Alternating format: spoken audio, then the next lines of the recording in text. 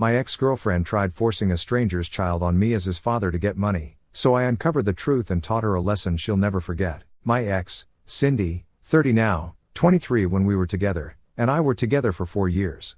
We met in college and stayed together throughout.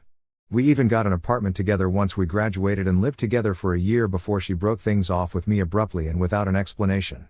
Cindy was 1 year older than me and a senior in college. I was too shy to go talk to her, and she's the one who had to initiate the relationship. She asked me out. She said I love you first after 6 months of being together, and she was the one who suggested that we move in together after college. She was a wonderful girlfriend. For those who can't tell, this is sarcasm, in every way but one. She was just very insecure. I don't know what it was. Maybe it was because I never really took initiative in the relationship or something similar, but she was just always very insecure and jealous. She'd hate it when I spoke to other girls, no matter who they were. So after a couple of fights, I cut off all my friends who happened to be women because Cindy was more important to me than being friends with other women. And it wasn't just friends from college who I stopped talking to. I also stopped speaking to my school friends who'd been friends with me for more than 5 years at that point. I'm back to talking to them because Cindy's not in my life anymore, and my wife's cool with my friends regardless of gender. But back then, I was just friends with my guy friends, and I wasn't even allowed to go out with them to have a boys' night because Cindy believed that it would just be an excuse for us to all go to bars, get wasted, and pick up girls. I didn't think that was fair to me because she'd forbid me from seeing anyone without her because of how insecure she was. But I couldn't see how wrong it all was because I was too in love with her, and I felt like she was too. She'd tell me all the time about how much she loved me and said that she couldn't live without me, she couldn't imagine a future without me and whatnot. So I stayed despite everything because I wanted to marry her and be with her. That's all I wanted. But with time, it became more and more difficult to stay with her since she just kept getting more suspicious and weird about me.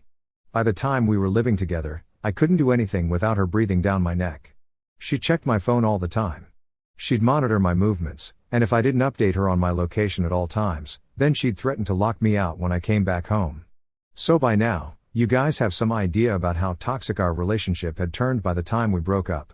I still somehow found it in me to stay with her, but then surprisingly, she's the one who broke up with me, and it was over something insane because it was just a small misunderstanding that led to our breakup. One day, my sister visited me without announcing her visit, which she usually did to make sure Cindy didn't suspect me and think that maybe I was having other girls over. Cindy wasn't at home when my sister, Lauren, 33 female, dropped by. She was at a friend's place because she was allowed to meet her friends, and I wasn't allowed to suspect her. Anyhow, Lauren surprised me by dropping in unannounced, and I was so surprised to see her that I didn't even text Cindy to tell her that Lauren had come over, which I would have usually done. We got to talking, and we spent around 2 hours together at home. But then, all of a sudden, she received a call from her boss and had to leave to go back to work urgently. The thing that caused my breakup was unfortunately the lipstick that Lauren left behind. She had taken it out to reapply it before she headed back to work. She was in a rush to leave, so she forgot it on the couch, and it was so small that I didn't notice it either. Then Cindy came back home a little after Lauren left, and she seemed happy until she found the little lipstick. I still remember it as clear as day. She sat on the couch and sprang back up as soon as she sat, then grabbed the lipstick that she'd sat down on. And I instantly knew that I was screwed because there was no way in hell that she was going to let this one slide. I tried to downplay it and told her the truth instantly. I told her that Lauren had come over to visit during her lunch hours, and she'd taken out the lipstick to reapply it because she had to go back to work.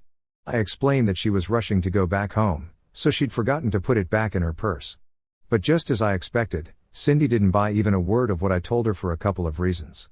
Like I said, she brought up that Lauren usually texts Cindy and me both in the group chat that has the three of us before she comes over. She hadn't done that this time. And secondly, she thought that it was very unlikely that Lauren would take out her lipstick to reapply it in our house because my sister wasn't really one for makeup. She was convinced that I'd had another girl over and absolutely flipped out. And when I say flipped out, I don't mean it lightly. She really went psychotic, started screaming at me, cursing at me, and randomly started throwing things to the floor. First, she went for the cushions. Then she threw some books to the floor while raging at me. But then it crossed a line when she grabbed the TV remote and threw it right at me. I ducked and managed to avoid it, but I knew that I needed to get the hell out of there. So I ran to our bedroom and locked myself in. I didn't have my phone with me, so I couldn't call anyone for help, and I just had to stay there by myself for like an hour while she went on and on about how I had betrayed her. She was screaming like a banshee outside the room, and I'll say that I was pretty scared. Then finally, the screaming sort of calmed down, and I finally gathered the courage to leave the room and check outside. I noticed that she was gone and had left the door wide open. I didn't try to talk to her or contact her in any way for the next couple of hours because I figured that she had just gone on a walk to clear her head or something. But then, when she didn't even come home by midnight, I started to get a little worried and decided I was going to try and call her. To my surprise, I noticed that the call didn't go through, and after the first couple of tries, I realized that she had blocked me. I tried to text her, but with no luck because I was blocked there as well, and she had also removed me from all her social media accounts. I was paranoid and tried to call her friends, but they didn't answer my calls either, and I guess they had blocked me too. For the next few weeks, I just kept trying to contact her in any way I could, but she just did not answer. After almost a month of trying to track her down, I gave up because I realized that she did not want to be found, not by me at least. I was completely lost without her, and the next few months were really the toughest of my life. I don't know how I got through it all. I would do was just go to work, come back, miss her, and pretend that things were fine. People tried to convince me that I was better off without her, but I just didn't feel it. I moved out of that apartment after a year. I tried to stay there because I thought that if Cindy ever came back, she would be able to find me if I remained in that apartment. But after I moved out and had a new address, I gave up any hope of reconciling with Cindy. We never got any closure, and that was my biggest disappointment so far. I was pretty depressed and tried not to talk to women after my breakup because I didn't want to feel like I was betraying Cindy. That changed when I met my current wife, Amy, 27 female. She was a colleague at work, and she was really sweet to me when I was new, and not just me, but she was sweet to every single person in the office. She was beautiful, intelligent, and had a brilliant personality, so despite my best efforts, I couldn't help but fall for her within a few months. I had promised myself that I would never put myself through another relationship again after Cindy, but that all changed when I met Amy. We've been together for almost 4 years and have been married for 2 now. I'm at my happiest with her, and I had honestly totally forgotten about Cindy until recently when she made a sudden reappearance in my life. 7 years had passed since our breakup, or rather her just walking out on me like I meant nothing to her, just over a petty misunderstanding. Last weekend, my wife and I were just chilling at home when she suddenly rang our doorbell. I was the one to open the door, and before I could even register what I was seeing in front of me, she dragged the little boy, around 7 years old, right in front of me and demanded that I pay 7 years of child support immediately. She completely tore into me before I even had a chance to speak and started yelling at me about how she had spent the last 7 years of her life trying to track me down so our son could finally have a father. I just stood there silently while she yelled at me, accused me of being an absent father, and demanded that I pay child support to her and cough up the amount that I had managed to avoid for the last 7 years. I had no idea how to respond to any of that and just stood there like an idiot while she continued to scream at me. Obviously, it was not my fault. I had even waited for her to come back for 1 year here after she had left abruptly. She was the one who had abandoned me in our relationship, and I was 100% sure that it was not even my son who she brought along with her. The reason I was not saying anything was because I was literally too shocked to say a word. Noticing that I had been gone for a couple of minutes, Amy decided to come out and check what was going on, and that's when the situation turned around because as soon as she saw my wife, Cindy's face lost all color, and it appeared that she knew she was screwed. At the time, I was not aware of what was happening, but all I knew was that Cindy was not okay when she saw my wife, and even Amy seemed really surprised to see Cindy there. Before I could say anything, Amy and Cindy started arguing, and I couldn't make out what they were yelling at each other about, but I knew that things were bad, and they already knew each other from before. They were at each other's throats, verbally attacking each other and calling each other every derogatory name in the book, and I stood there like a silent spectator along with the other little boy, trying to figure out what was going on. Then finally, Amy brought out the big guns and said that if Cindy didn't leave, then she was going to call the cops, and that would not be good for her. Cindy did not look happy about it, but ultimately she left after shooting us both dirty looks and cursing us out some more. When she heard that Amy threatened to call the cops again, and I'm not even kidding, Cindy literally made a run for it. She grabbed her son as soon as Amy mentioned the cops and got out of there as quickly as she could. I had no idea what just happened, but I figured that Amy would tell me everything after Cindy left. Now this is where things took a really weird turn because as soon as Cindy left, Amy turned towards me and started screaming at me, saying things like, "How could you do this to me? And I can't believe you hid this from me."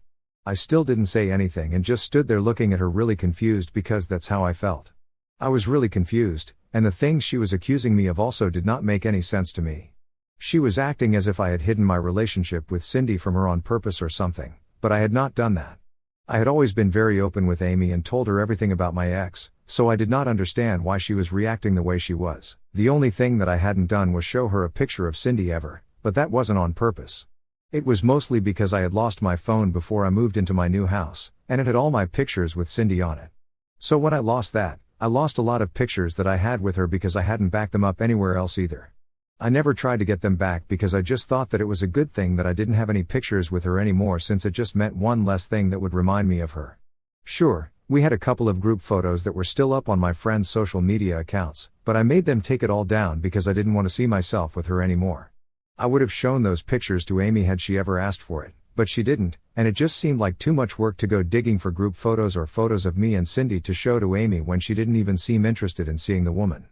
So I never got around to showing Amy how Cindy looked. After that incident, Amy said that she wanted to leave and go live with her parents for a while so that she could cool down and clear her head before she came back. In spite of me begging her to stay, she still left because she said that she just did not want to be in the same room as me for a while and really needed her own space to deal with this. I didn't even know what this was because she did not give me an explanation, and it just felt like a repeat of whatever had taken place with me and Cindy. I was devastated for that entire day, and it wasn't until the next day that I finally made some calls to try and figure out what exactly was going on. I called her parents first, but they told me that I should have told them about Cindy before instead of just springing it on her like this. They fried me for a while and then disconnected the call without giving me any explanation. So then I called Amy's oldest sister, my sister-in-law, who was the only other person likely to have an explanation. I was completely lost, and she was my last hope. So when she answered my call, I wasted no time in explaining what had happened, and that's when she told me the real story of how Amy and Cindy knew each other. Apparently, Cindy and Amy were cousins. Cindy's real name was CIA, they're not her real names, I'm just using similar examples, which was something I had never used to refer to her, which is why Amy had never made the connection. Apparently, Cindy had always been a big bully who had pretty much ruined Amy's childhood. Things had been bad between them for a while, but it all came to a head on Amy's 18th birthday. Cindy hooked up with Amy's longtime boyfriend of almost 3 years. My in-laws were pissed, and Amy's mother, Cindy's mother's sister, got into a huge fight over Cindy's behavior. Obviously, both parents took their own kid's side, and so their families stopped speaking to each other.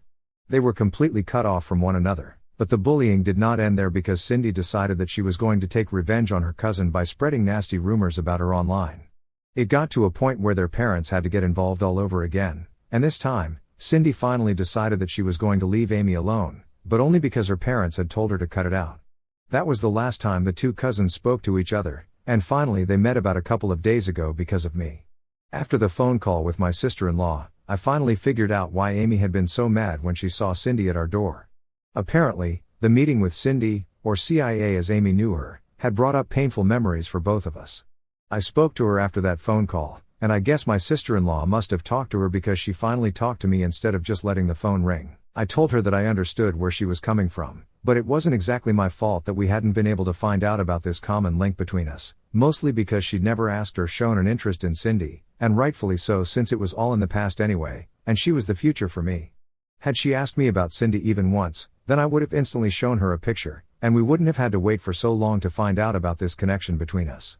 I tried to explain my side of the story to her rationally, but for some reason, she still thinks that I am the bad guy here and that I should have known more about my past relationship, so she would have asked me about it as well, and then we would have been able to uncover this sooner. I just couldn't see how any of this was my fault, and I told her so as well. So she got really mad at me and stopped speaking to me after telling me that I was being stupid and self-involved. She then told me that she had a horrible history with Cindy, and she expected me to understand and respect that, to which I replied that I had a horrible past with her as well, but I didn't see Amy trying to be understanding of that. I guess that really offended her because she told me that I won the Olympics for having the worst past ever, and then she hung up. Since then, she has not been responding to any of my calls or texts, and I feel like I really screwed up here. My wife usually never loses her cool like this, so this was definitely a very touchy and sensitive subject for her. But I feel like she needs to realize that this is a sensitive thing for me as well, so it's not really fair to put the entire blame on me when I don't even understand what my fault here was exactly. I'm just glad that I haven't heard from Cindy yet because I'm sure that if she continues to try and get involved in my life, then this mess will only get bigger. Anyway, Ida for not telling my wife enough about my toxic ex-girlfriend? And for those of you who wanted to know if my wife had ever mentioned anything about the bullying before, no, she had not. She had never told me that she had been bullied relentlessly in the past, and I only found out about that part of her after the phone call with my sister-in-law. It wasn't my fault, I know, but I still took the initiative and decided to go see my wife at her parents' place. I wanted to make this relationship work, and I knew that if I wanted to be with her, then I would have to go and set things right, even if it wasn't my fault, because it was us versus the problem and not her versus me. Yesterday, I finally visited her after almost a week of not speaking to each other. Both my in-laws and Amy were pretty surprised to see me there, but I didn't wait for them to say anything, and as soon as the door had been opened, I went straight to Amy and gave her a big bear hug. She was taken aback, but she hugged me back, and we just held each other for a few minutes before we even said anything. This last week had been tough for both of us, and we knew we just wanted to be together. Who was right and who was wrong didn't even matter anymore. As soon as I broke away from the hug, she apologized to me and started crying immediately because apparently she had thought that she had lost me forever due to the meltdown that she had after Cindy's visit that day and also because of the way she had been behaving after she left the house. She acknowledged that she had been totally unreasonable and irrational in dealing with the situation and just kept apologizing constantly. Her parents and I consoled her and calmed her down as she sobbed profusely. I was happy to see that she had realized that the way she had been acting was a little unfair to me, but at the same time, I also felt guilty for not reaching out to her earlier since that is what really caused her to break down when I finally visited her yesterday. After a while, once we talked things out, she packed up her stuff to come back home with me, and here we are, back home together. I wouldn't say that things have gone back to normal, but we're working on it and trying to make sense of everything that has happened in the last week, including Cindy's visit, which we still haven't been able to get to the bottom of, but we'll find out what that was all about as well. So we finally found out what Cindy was here for. No prizes for guessing that it was for money, which she had made very clear to us as soon as she arrived by demanding that I pay child support for a kid that barely seemed or felt like my own. Amy and my sister-in-law made several phone calls to get to the bottom of what was happening with her since their families were not on speaking terms and hadn't been for several years, and they found out that the kid was not mine, obviously. But she had been dating some guy for a couple of years. In fact, I think she had even been two-timing me for the last couple of months of our relationship. I don't have any proof for it, but it would sure make sense because she broke up with me over something really petty and then just cut me out of her life randomly like I was nothing to her. So it would add up if she had already had another guy lined up to take my place after she broke up with me. She was probably already pregnant by the time she left me, and she just needed a way out. The incident with my sister was the most convenient way for her to leave. Most people in her family were aware of her relationship with the other guy, but I was forbidden from speaking to her family unless she was with me, so I never found out about it and never would have had she not made the terrible decision of showing up at my doorstep just to intimidate me into giving her money. As it turns out, the other guy had dumped her a couple of months ago, and since she had quit working after she had met the other guy and had her baby, she didn't really have any savings of her own and was running short on money. He'd done the same thing to her that she had done to me, just disappeared without any explanation, and now she was struggling to make ends meet. Her parents had refused to help her because they wanted to save enough to retire, and they wouldn't be able to do so if they started supporting her and her kid all of a sudden, which is just crazy selfish, but it explains why she was so desperate. None of her family has heard from her after she ran into Amy at my house, but I'm sure that somebody will find her and either try to help her or just report her to the cops because from what I'm hearing, she has already been scamming a few people out of cash now.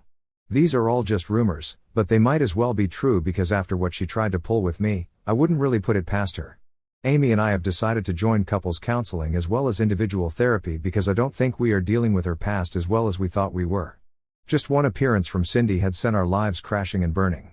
We couldn't let that happen again, so that's why we made the decision that we made. As for Cindy, we heard from a couple of relatives that she was now living with another guy whom she had met online just a few days ago, but he was already smitten with her and had offered to let her move in.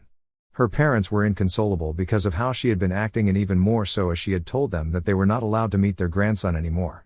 Not to take her side, but honestly, what were her parents even expecting? They had turned her away when she needed them, and now they expected her to just be fine with it. That's just ridiculous. They had always enabled her behavior, be it with me or with Amy. Her parents weren't pleasant people, and clearly neither was she. The apple doesn't fall too far from the tree, and she's living proof of it.